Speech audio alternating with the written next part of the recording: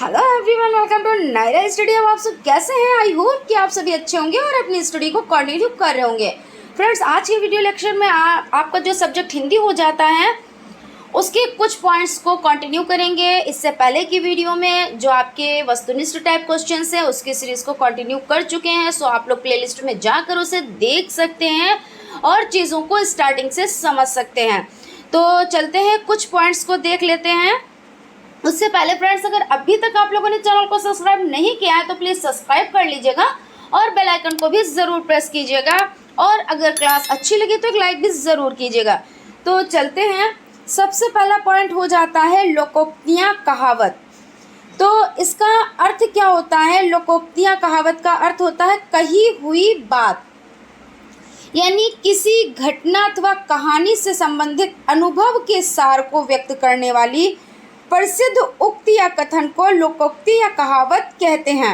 जैसे 3 में न 13 में, तो महत्वहीन यानी कोई इसका महत्व नहीं है। थोथा चना बाजे घना, यानी असमर्थ व्यक्ति बातें अधिक करता है। तत्वहीन को आडंबर की आवश्यकता होती है, यानी यहाँ पे हो जाता है कि थोथा चना बाजे घना, यानी कुछ लोग क्या होते हैं कि बातें तो बहुत करते हैं लेकिन काम कुछ नहीं करते, है ना।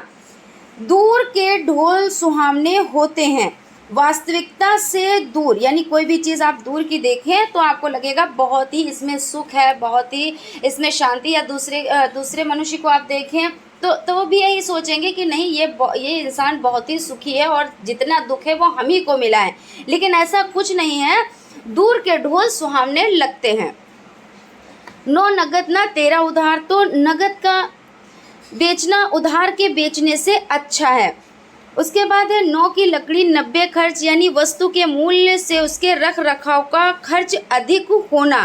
नीम हकीम खतरे जान, यानी अल्पज्ञ से हमेशा खतरे की संभावना होती है। जैसे कहते नहीं कि आधा ज्ञान बड़ा खतरनाक होता है।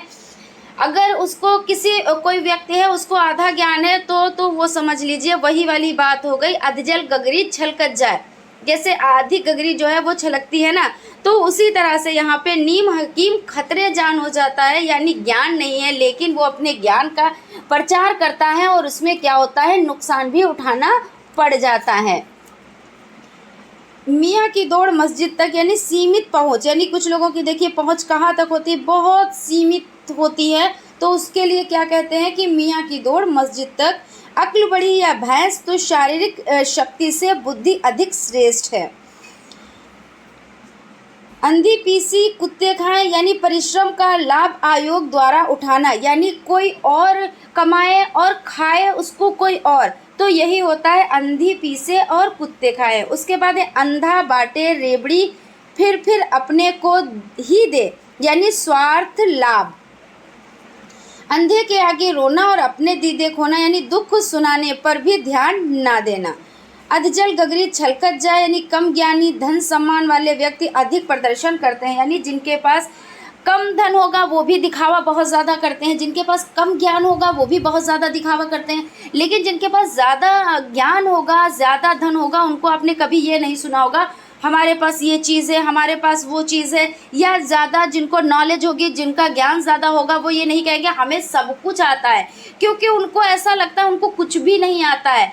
और लेकिन जब आप उनसे बात करेंगे तब आप समझ पाएंगे कि ये व्यक्ति बहुत ही ज्ञानी है। तो उसकी पहचान यही होती है, वो अपने आप को क्या समझता है, तुच्छ समझता है, नीचा समझता है। जिसको बहुत ज़्यादा ज्ञान होता है और जिसको कम ज्ञान होता है वो अपने आप को बहुत उच्च समझता है और लोगों के सामने अपने को ऐसा दिखाता है कि जो कुछ है दुनिया में सारी चीज़ें हमें ही आती हैं, है ना। फिर है अंधा बगुला कीचड़ खाए, यानी संसाधन की कमी से अयोग्य बनना। ऊँट के मुंह में जीरा, यानी अपर्याप्त, यानी थोड़ी चीज़ हो, है ना, थोड़ी चीज़ के लिए यही तो कहा जाता है कि इतनी सी चीज़ है, यानी मानो ऊँट के मुंह में जीरा है। ऊंची दुकान फीका पकवान दिखावा करना। 1 और 1 11, यानी संघ में शक्ति होती है। जब 1 1 मिलते हैं तो क्या होता है, वो 11 की ताकत रखते हैं। 1 और 1 11 हो गया। एक हाथ से ताली नहीं बजती, यानी अकेले झगड़ा नहीं होता। तो बिल्कुल बात सही है, क्योंकि कभी भी अकेले झगड़ा नहीं होता। अगर एक इंसान कुछ कह रहा है, बक रहा है, तो उसको बकने दो, लेकिन अगर सेकेंड पर्सन बोलता है तभी झगड़ा होता है। तो इसीलिए कहा जाता है कि एक हाथ से ताली नहीं बजती है। खिसियानी बिल्ली खंभा नोचे तो क्रोधवश अटपटे कार्य करना, यानी क्या होता है, जब क्रोध होता है हमें तो क्या होता है, सबसे ज़्यादा नुकसान होता है और क्रोध में कोई भी काम किया हुआ वो अटपटा ही हो जाता है, उल्टा सीधा ही हो जाता है। इसलिए कहते हैं खिसियानी बिल्ली खंभा नोचे, खरी मजूरी चोखा काम, यानी नगद एवं उचित पारिश्रमिक देने पर काम अच्छा होता है। यानी कहने का मतलब ये हो जाता है कि आप किसी से वर्क करा रहे हैं तो उसकी मजदूरी उसको उसी वक्त देते। जैसे कहते नहीं कि जो वर्क करता है यानी मजदूर है, उसका पसीना सूखने से पहले उसकी मजदूरी उसे दे देनी चाहिए, यही तो है ना। तो आप जब उसे पारिश्रमिक देने यानी नगद या उचित पारिश्रमिक देने पर काम अच्छा होता है, तो उसको ये होता है कि हाँ हम वर्क करेंगे तो शाम को हमको पैसे मिल जाएंगे, या हम 1 घंटे का वर्क कर रहे हैं 1 घंटे के बाद हमको पैसे मिल जाएंगे, तो वो वर्क अच्छा करता है। लेकिन जब आप उनकी आदत समझ जाता है कि हम आज वर्क करेंगे, हमको 1 हफ्ते के बाद पैसा मिलेगा या 1 महीने के बाद पैसा मिलेगा, या मिलेगा भी या नहीं मिलेगा, तो क्या होता है, वो आपका वर्क अच्छा नहीं करते हैं।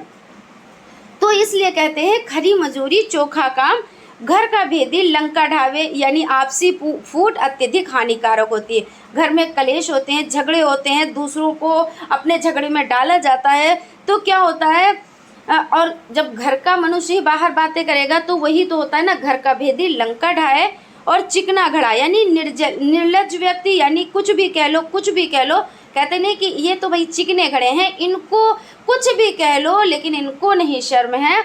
क्यों? क्योंकि ये तो बिल्कुल चिकना घड़ा है, इन पे तो पानी की एक बूंद भी नहीं रुकती है। फिर उसके बाद है चोर की दाढ़ी में तिनका, तो अपराधी हमेशा सशंक रहता है। यहाँ पे ये चीज़ हो जाती है कि जैसे अगर कोई चोर है और वहाँ पे 10 व्यक्ति और हैं और वहाँ पे चोर को ढूंढा जा रहा है, तो क्या होगा, उसके आप हाव भाव से समझ जाएंगे, और जो 9 व्यक्ति हैं उनके आप हाव भाव से समझ जाएंगे कि नहीं इनने नहीं चोरी की है, लेकिन उसके हाव भाव से आप समझ जाएंगे नहीं यही चोर है। क्योंकि यही होता है ना चोर की दाढ़ी में तिनका, क्योंकि वो हर वक्त भय युक्त रहता है। आप देखोगे तो उसकी एक्टिविटी चेंज होंगी, है ना। जो बोले सो कुंडी खोले, यानी उपाय बताने वाले व्यक्ति पर कार्यभार सौंपना। सही बात है, अगर आप थोड़ा सा आप कोई बात बता दे कि भाई ऐसे से ऐसा कर लो, तो कहेंगे भाई आप ही कर दो, आपको नॉलेज ही, आप ही कर दो। तो वही वाली बात हो गई, जो बोले वही कुंडी खोले। झूठ के पाँव नहीं होते, झूठ एक बात पर स्थिर नहीं रह पाता। अब आप कोई चीज़ को छिपाएंगे, किसी बात को आप छिपाना है आपको, तो आप एक बात में उसको नहीं कंप्लीट कर पाएंगे, क्योंकि एक कहेंगे फिर उसके अतिरिक्त दूसरी बात कहेंगे, उसके अतिरिक्त तीसरी बात कहेंगे, इस तरह से आपको 100 झूठ बोलने पड़ेंगे। और एक सच्चाई जब आप बोलेंगे तो सिर्फ आपको एक ही जवाब देना पड़ेगा कि हाँ मैंने ऐसा किया या मैंने ऐसा नहीं किया। लेकिन जब झूठ आप बोलेंगे तो झूठ आप कितना बोल डालेंगे तब भी वो आप पर ये होता है कि बहुत ज़्यादा आपको बोलना पड़ता है। तो यही कह रहे हैं झूठ के पाँव नहीं होते हैं, वो चलता ही जाता है। 3 लोक से मथुरा न्यारी, यानी अन्य से विशिष्ट या भिन्न होना, यानी कई लोग हैं तो उसमें से आप सबसे भिन्न हो, सबसे अलग हो, ये चीज़। अंत भला तो सब भला, जिस कार्य का परिणाम अच्छा होता है तो सब विघ्न बाधाएं भूल जाई जाती है। यानी आप कितना भी स्ट्रगल कर लें, कितनी भी आप कठिनाई झेल लें, कितनी भी आप मुसीबत झेल लें, उसके बाद क्या होता है, लास्ट में जब आपका सभी चीज़ें समेट कर एक पास आ जाती हैं और अंत में अच्छा हो जाता है, तो आप क्या कहते हो कि अंत भला तो सब भला। फिर क्या होता है, सभी जितनी भी परेशानियां होती हैं, जितने भी दुख होते हैं वो भूल जाए जाते हैं, और जो वो सुख की प्राप्ति होती है उसको आप क्या करते हैं, उसको आप एक्सेप्ट करते हैं। और यही लास्ट में कहते हैं भाई हमारा लास्ट तो भला हो गया ना, अंत तो भला हो गया ना। अंधेर नगरी चौपट राजा, यानी मूर्ख शासक अपराधी और निर्दोष में अंतर नहीं कर पाता। यानी क्या है, अंधेर नगरी और चौपट राजा। अब मूर्ख शासक है, उसको क्या पता कैसे न्याय करना है, कौन सही है कौन गलत है, उसको कुछ नहीं पता है। वो तो अपनी मनगढ़ंत कहानी करेगा। लेकिन जब भी न्याय किया जाता है, जब भी फैसला किया जाता है, तो कैसे किया जाता है कि पहले जैसे दो लोगों में फैसला होता है, ऐसा तो है नहीं कि एक में फैसला होता है, एक में कभी कोई फैसला ही नहीं हो पाता, ना एक में अच्छा और बुरा मनुष्य आप पहचान पाओगे। जब दो व्यक्ति हैं तभी आप कहोगे कि हाँ इसमें ये अच्छाई है और इसमें ये बुराई है, या इसमें ये बुराई है इसमें ये अच्छाई, इस तरह से होता है। लेकिन जो मूर्ख राजा होते हैं, यानी जो न्याय करने वाले होते हैं, तो उनको यही नहीं पता है कि न्याय करना हमें कैसे है, क्या क्या हमें किन किन चीज़ों का प्रमाण लेना है, तब हमें न्याय करना है ना। तो वही हो जाता है कि मूर्ख शासक अपराधी और निर्दोष में अंतर नहीं करता है। अकेला चना भार नहीं फोड़ सकता, यानी संगठन ही शक्ति होती है, अकेला व्यक्ति कुछ नहीं कर सकता। तो ये बात सही है कि कहते नहीं एक और एक 11 बनते हैं, और अगर एक एक करके अलग हो जाते हैं तो वो अकेला रह जाता है। और अकेला मनुष्य क्या कर सकता है, कुछ भी नहीं कर सकता, क्योंकि हम क्या है, हम सामाजिक हैं और हम समाज में रहते हैं, समाज में उठना बैठना है, तो हमें सभी से संपर्क रखना होता है। और अगर हम अकेले ही रहेंगे तो वही वाली बात है, अकेला चना भार नहीं फोड़ सकता, क्योंकि हर एक व्यक्ति कहते हैं एक सर्किल बना हुआ है। तो जो सर्किल बना हुआ है, तो जिसके पास कहते नहीं है, सपोज देन कि बहुत बड़ा वो बिजनेसमैन है, बहुत बड़ा व्यापारी है, लेकिन व्यापारी को भी या बिजनेसमैन या उसका बहुत बड़ा कोई बहुत बड़ा कारखाना है, या आप मान लीजिए जो भी वर्क आप कुछ भी सपोज देन कर लीजिए, तो उसमें आपको मज़दूरों की ज़रूरत भी पड़ती है ना। तो आप बहुत बड़े इंसान हैं, आपके पास बहुत पैसा है, लेकिन जो मज़दूर है अगर उसके पास पैसा हो तो वो मज़दूरी ही आपके यहाँ क्यों करे। तो क्या होता है कि जो सबसे अमीर इंसान होता है, जो सबसे गरीब इंसान होता है, दोनों में एक मेल होता है। मेल ये होता है कि अगर उनका वो वर्क ना करे तो उनका बिजनेस आगे नहीं बढ़ेगा। तो इसलिए कहते हैं कि ज़रूरी होता है सभी से मेल मिलना ज़रूरी होता है, और सभी को लेके चलना होता है। आपके यहाँ बड़ी बड़ी चीज़ें होंगी, लेकिन कभी छोटी चीज़ के लिए आपको दूसरों की सहायता लेनी ही पड़ती है, और जब आपको सहायता लेनी पड़ती है फिर आपको भी दूसरों की सहायता करने के लिए तैयार रहना चाहिए। ऐसा नहीं आपने काम निकलवा लिया और उसके बाद उसको ऐसे ही छोड़ दिया, फिर जब उसको आपने छोड़ दिया वो आपको भी कभी छोड़ देगा। तो ये चीज़ हो जाती है। यानी यहाँ पे कहने का मतलब है कि अकेला चना भार नहीं फोड़ सकता, यानी संगठन ही शक्ति होती है, और अकेला व्यक्ति कुछ नहीं कर सकता, तो बिल्कुल कुछ नहीं कर सकता। अंधों में काने राजा, यानी मूर्ख व्यक्तियों में थोड़ा समझदार भी ज्ञानी समझा जाता है। यानी बहुत लोग हैं और उसमें थोड़ा जिसको ज्ञान होता है तो वो भी क्या होता है, बहुत ज़्यादा ज्ञानी समझा जाता है। और कुछ कुछ जगहों पे ऐसा होता है कि अगर कम पढ़े लिखे लोग हैं और एक ज़्यादा, तो उसकी भी वैल्यू नहीं होती है, क्योंकि उसको क्या पता इसको क्या रिस्पेक्ट देनी है ना। तो वही हो जाता है, अंधों में काने राजा हो जाते हैं। और अब पछताए होत क्या, अब चिड़िया चुग गई खेत, यानी अवसर निकल जाने पर पछताना व्यर्थ है। तो सही बात है, जब अवसर ही निकल गया तब आप पछता क्यों रहे हैं। अब जो चीज़ है उसको एक्सेप्ट कीजिए। आए थे हरिभजन को ओटन लगे कपास, यानी एक कार्य को पूरा ना कर सके तो दूसरे काम में लग जाना।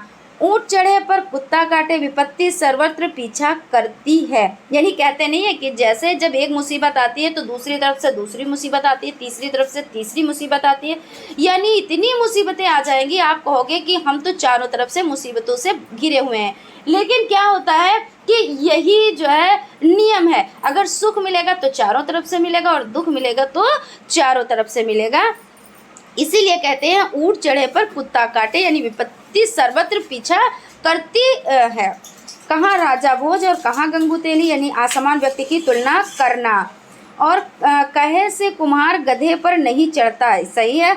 हठी व्यक्ति समझाने पर भी नहीं मानता। कुछ लोगों की आदत होती है चाहे उसको कितना भी समझा लिया जाए लेकिन वो आप ही को बुरा बना देगा, लेकिन वो कहने से ऐसा कोई काम नहीं करेगा जिसमें उसी को फ़ायदा हो, नुकसान कर लेगा लेकिन कहने से वो मानेगा नहीं। तो वही बात है, कहे से कुम्हार गधे पर नहीं चढ़ता है। काला अक्षर भैंस बराबर, यानी निरक्षर होना। का वर्षा जब कृषि सुखानी, यानी आवश्यकता समाप्त हो जाने पर पर्याप्त वस्तु व्यर्थ होती है। यानी नीड हमें अभी है, कोई चीज़ की ज़रूरत हमें अभी है और हमको वो चीज़ मिली 10 साल के बाद, या हम अभी भूखे हैं, खाना मिलेगा हमको 4 दिन के बाद। तो वही वाली बात हो गई। का वर्षा जब कृषि सुखानी, यानी जब खेती सूख ही गई तो हम अब इस वर्षा का क्या करेंगे। और बारिश जब हो, जब हमें फसल सूखने से पहले प्राप्त हो जाए तो वो बारिश होती है, और वरना तो वो पानी गिर गया, समझ लीजिए वो हमारे लिए सिर्फ ऐसा जल है कि हाँ बारिश हो गई ठीक है, बाकी नुकसान तो हमारा हो गया, तो अब क्या फ़ायदा है। उसके बाद है काठ की हांडी बार बार नहीं चढ़ती, यानी छल कपट से सदैव काम नहीं चलता। और खरबूजे को देखकर खरबूजा रंग बदलता है, यानी देखा देखी काम करना।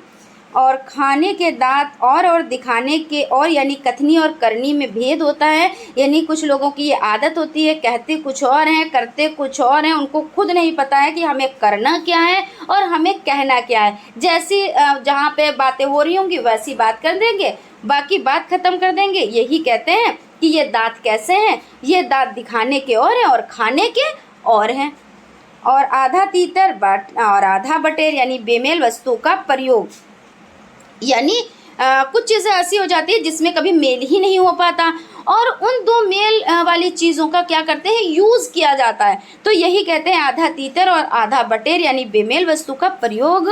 कोयले की दलाली में हाथ काले तो बुरे काम में साथ देने पर बदनामी होती ही है।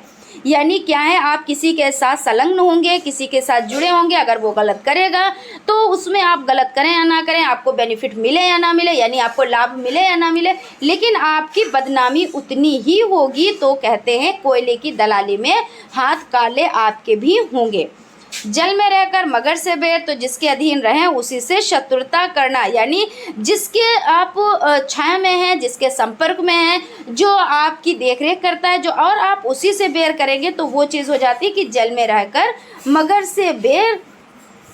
और खोदा पहाड़ निकली चुहिया, तो अधिक परिश्रम पर भी वांछित फल ना मिलना, यानी हमने परिश्रम तो बहुत ज़्यादा किया लेकिन उसका लाभ हमें नहीं मिला, और अगर मिला भी तो बहुत थोड़ा सा। तो वही हो जाता है कि हमने खोदी पहाड़ और निकली क्या, तो चुहिया। तुम डाल डाल हम पात पात, यानी चालाकी का जवाब अति चालाकी से, यानी कोई चालाक व्यक्ति है और उसका आप जवाब कैसे देंगे, तो बहुत ही चालाकी से आप देंगे। तो कहेंगे कि अगर तुम डाल डाल हो भाई तो हम तो पात पात हैं। फिर दुधारू गाय की लात भी भली होती है, यानी गुड़ी व्यक्ति की फटकार भी सह ली जाती है। यानी जो हमारे लिए काम के व्यक्ति हैं तो हम क्या करते हैं, उनकी कुछ चीज़ों को एक्सेप्ट भी करते हैं, कुछ चीज़ों को इग्नोर भी करते हैं। कुछ चीज़ें अगर हमको बुरी भी लगती हैं तो हम उसको क्या करते हैं, अनदेखा कर देते हैं, अनसुना कर देते हैं। जैसे कहते हैं कि दुधारू गाय की लात भी भली होती है। और लकड़ी के बल नाचे, यानी भय दिखाने से ही काम होता है। और नाई की बारात में सब ठाकुर ही ठाकुर, यानी संगठन में कार्यकर्ता का अभाव। यानी कहने का मतलब यह है कि वर्क तो हो रहा है, कार्य तो हो रहा है, वहाँ पे क्या है, काम करने वाले नहीं हैं और सिर्फ सब बैठ के खाने वाले हैं। तो वहाँ पे कार्यकर्ता भी तो होना चाहिए। जब एक संगठन है, एक जगह है, तो वहाँ पे कुछ लोगों को भाई काम भी करना है। लेकिन वही वाली बात हो गई कि नाई की बारात में सभी ठाकुर ही ठाकुर, यानी काम करने वाला कोई नहीं है। सभी को ये चाहिए कि कोई हमें पानी भी उठा के दे दे, कोई हमें खाना भी उठा के दे दे, कोई हमारी जो भी ज़रूरत है वो पूरा कर दे। तो वहाँ पे कौन ज़रूरत को पूरा करेगा, सब तो राजा हैं अपने में, है ना। फिर है ना नौ मन तेल होगा ना राधा नाचेगी, तो काम ना करने के बहाने बनाना। जब किसी का काम करने का मन नहीं करता ना तो वो इतने बहाने बनाएगा, इतने बहाने बनाएगा कि आप खुद थक जाओगे बहानों से। अगर मान लीजिए कोई भी चीज़ है तो हम ये चीज़ यहाँ पे यूज़ करेंगे, अब उसको देखिए आपको वो चीज़ देनी नहीं है तो वो बोलेगा कि हमें ये काम इस चीज़ का यूज़ यहाँ पे करना है। अब वो चीज़ वहाँ पे नहीं लग पाई, अब आपने अगर उससे कोई चीज़ की डिमांड की, फिर उसने कहा नहीं हमें ये चीज़ वहाँ पे यूज़ करनी है, कहाँ पे यूज़ करनी है आपको भी नहीं पता। मतलब कहने का है कि वो आपको वो चीज़ देगा नहीं, लेकिन हमेशा आपसे बहाने बनाता रहेगा। तो वही कहावत हो जाती है, ना 9 मन तेल होगा और ना राधा नाचेगी। और 9 कनौजियों और 90 चूल्हे, यानी एकता ना होना। और भागते भूत की लंगोटी भली, तो जहाँ कुछ भी मिलने की आशा ना हो वहाँ थोड़ी मिले तो बहुत है। क्योंकि जहाँ पे ऐसा लगता है ना कि भाई हमें तो कोई चीज़ ही नहीं मिलेगी, और मान लीजिए आप दावत में गए कहीं तो आपको कुछ भी नहीं मिल रहा है, तो अब क्या करेंगे भैया, जितना मिल गया है उतना काफ़ी है भैया। क्या होता है, भागते भूत की लंगोटी ही भली है, घी का लड्डू टेढ़ा भी भला, गुणकारी वस्तु का रूप रंग नहीं देखा जाता। भाई जो चीज़ गुणकारी हमारे लिए है, फ़ायदेमंद हमारे लिए है, तो उसका हम रंग रूप थोड़ी ना देखेंगे, उसका तो हम गुण देखेंगे, और जब गुण देखेंगे तो वो हमको फ़ायदा पहुंचाएगी। तो कहते हैं घी का लड्डू है, वो भले टेढ़ा मेढ़ा हो तब भी वो हमारे लिए फ़ायदेमंद है। तो आई होप आप लोगों को सेशन अच्छा लग रहा होगा। और फ्रेंड्स, अगर सेशन अच्छा लग रहा है तो एक लाइक ज़रूर कीजिएगा, और अगर अभी तक आप लोगों ने चैनल को सब्सक्राइब नहीं किया है तो चैनल को सब्सक्राइब भी ज़रूर कर लीजिएगा, और बेल आइकन को भी ज़रूर प्रेस कर लीजिएगा। अब देख लेते हैं विलोम शब्द। तो विलोम शब्द क्या होता है, अपोजिट होता है ना। तो अपोजिट का मतलब है, जैसे हम आपसे कह रहे हैं अच्छा तो आप कह रहे हैं बुरा, हमने आपसे कहा काला तो आपने हमसे कहा गोरा, हमने कहा ऊपर तो आपने कहा नीचे, यानी विलोम यानी विपरीतार्थक हो जाता है। तो अति का हो जाता है अल्प, अनिवार्य का वैकल्पिक, अनिवार्य मतलब बहुत ही ज़रूरी, और वैकल्पिक की विकल्प है हमारे पास। अतिवृष्टि तो अनावृष्टि, प्रधान तो गौड़, कृश तो बलिष्ठ, अलोक तो तम, स्वतंत्र तो प्रतंत्र, स्याह तो सफ़ेद, स्वजाति तो विजाति, सौभ्य तो उग्र, तेजस्वी तो निस्तेज, और शठता तो सज्जनता।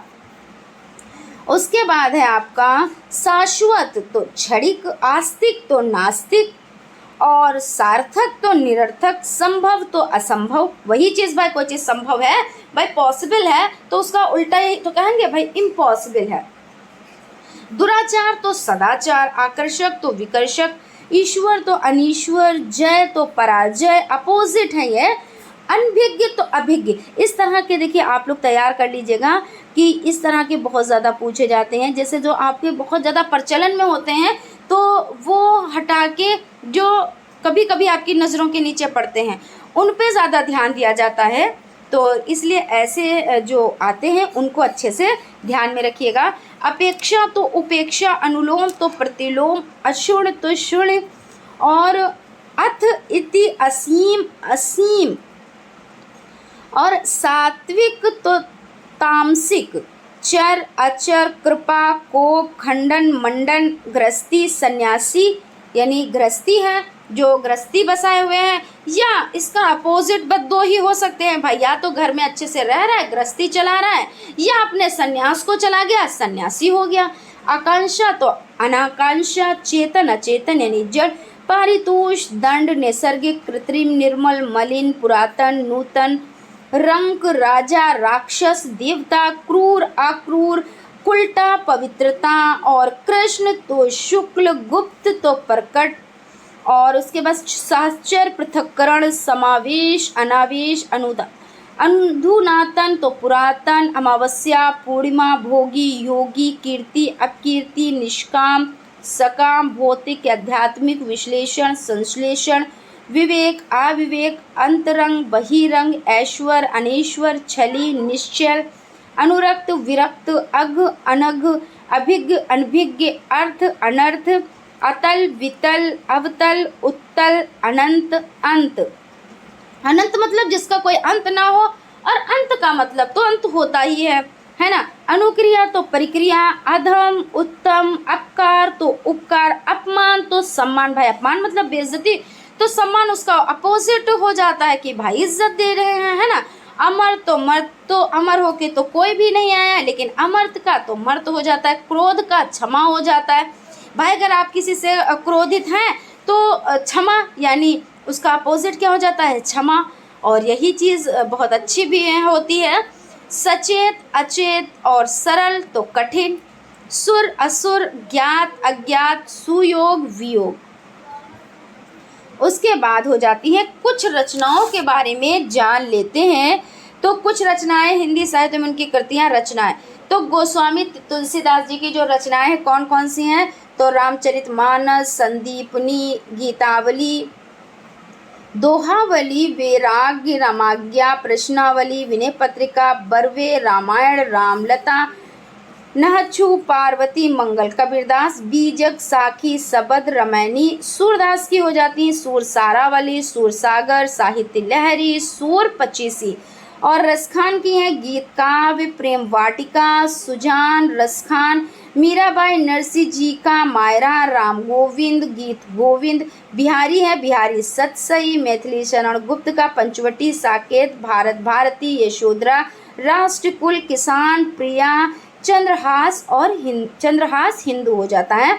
भारतेंदु हरिश्चंद्र की जो है हो जाती हैं वो है कवि वचन सुधा, हरिश्चंद्र वाटिका, कश्मीर, कुसुम, मुद्रा राक्षस, भारत दुर्दशा, भारत रोशन्नति, कैसे हो सकती और अंधेर नगरी, ये किसकी हैं तो भारतेंदु हरिश्चंद्र जी की हैं। उसके बाद है अयोध्या सिंह उपाध्याय, हरिओद, अधखिला फूल, प्रिय प्रवास, महाकाव्य, रुक्मणी परिणय, रसकलश, वैदेही वनवास, महाकाव्य, आचार्य रामचंद्र शुक्ल, त्रिवेणी, चिंतामणि, हिंदी शब्द सागर, नागरी प्रचारणी, 11 वर्ष का समय, हिंदी साहित्य का इतिहास, जायसी ग्रंथावली, तुलसीदास, सूरदास, रस मीमांसा, प्रेमचंद्र, रंगभूमि, गोदान, गबन, नमक का दरोगा, सप्त सरोज, हिंदी कर्मभूमि, और फिर आपका हो जाता है प्रताप नारायण मिश्र तो शाकुंतल, हठी हमीर, कलिकोतुक, भारत दुर्दशा, आचार्य महावीर प्रसाद द्विवेदी तो रघुवंश, कुमार संभव, अद्भुत आलाप, विचार विमर्श, रामधारी सिंह दिनकर तो रश्मि लोक, उर्वशी, कुरुक्षेत्र, हारे को हरिनाम, रेणुका, मेरी यात्राएं, अर्धनारीश्वर, जयशंकर प्रसाद तो तितली, कंकाल, चंद्रगुप्त, अजातशत्रु, स्कंदगुप्त, ध्रुवस्वामिनी, आंसू, लहर, प्रेम पथिक, आंधी कामायनी, महादेवी वर्मा तो दीपशिखा, निहार, पथ के साथी, अतीत के चलचित्र, अबला और सबला, सूर्यकांत त्रिपाठी, निराला तो प्रभावती, अप्सरा, जूही की कली, अनामिका, गीतिका, निरूपमा, सच्चिदानंद, हीरानंद, वात्सायन, अज्ञे तो स्मृति रेखा, नदी के द्वीप, शेखर, एक जीवनी, पहले में सन्नाटा बुनता हूँ, सागर, मुद्रा, उत्तर प्रियदर्शी, और फिर सुमित्रा नंदन पंत की है युगवाड़ी, युगपथ, गुंजन, ज्योत्सना, वीणा, ग्रंथि, युगांत, युगपथ। हरिवंश राय बच्चन की हो जाती है मधुशाला, क्या भूलूं क्या याद करूं, नीड़ का निर्माण, फिर बसेरे से दूर, और हरिवंश राय बच्चन की मधुशाला, मधुबाला, मधुकलश है ना, ये सभी हो जाती है। जयसी, पद्मावत, अखरावट, आखिरी कलाम, रहीम की है श्रृंगार सतसई, रास पंचाध्यायी, मदनाष्टक, केशव दास, रामचंद्रिका, कवि प्रिया, रसिक प्रिया, पद्माकर, जगनीनोद और गंगा लहरी, जगन्नाथ, रत्नाकर, गंगावतरण, रत्नाष्टक, श्रीधर पाठक, कश्मीर सुषमा, वनाष्टक, भारत गीत, स्वर्गीय वीणा, रामकुमार वर्मा, एकलव्य, निशीद, उत्तरायण, राम नरेश त्रिपाठी, पथिक, मिलन। उसके बाद है माखनलाल चतुर्वेदी तो हिम कीटनी, हिम तरंगिनी, युग चरण, माता, वेणु, लो गूंजे धारा, समर्पण, तो इस तरह से ये सभी हो जाती है। भी देख लेते हैं, बस इतने से बची हुई हैं। आपका सेशन यहाँ पे कंप्लीट हो जाएगा। कुछ और हैं तो आप यहाँ पे आप देख सकते हैं। बालकृष्ण शर्मा, नवीन, उर्मिला, प्राणपण, अपलक, रश्मि रेखा, हम विश्व पाई जन्म के, और रसवंती, सुभद्रा कुमारी चौहान हो जाती हैं। तो मुकुल, त्रिधारा, बिखरे मोती, उन्मादिनी, सोहनलाल द्विवेदी, भैरवी, पूजा, गीत प्रभाती, बासंती, कुणाल, वासदाता, विषपान, तो यहाँ पे आप देख सकते हैं। यहाँ पे आप लोग देख लीजिएगा, ठीक है। हरिशंकर परसाई, हंसते हैं रोते हैं, और रानी और नागफली की कहानी, किसकी तो रानी नागफली की कहानी, तो ये आप लोग देख लीजिएगा। और आप लोग कहीं कहीं पे जहाँ पे नोट करने वाला है वहाँ पे नोट भी आप लोग कीजिएगा, ठीक है, और अच्छे से इसको समझिएगा।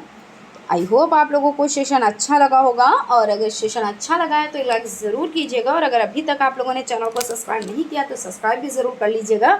मिलते हैं नेक्स्ट क्लास में। Thank you.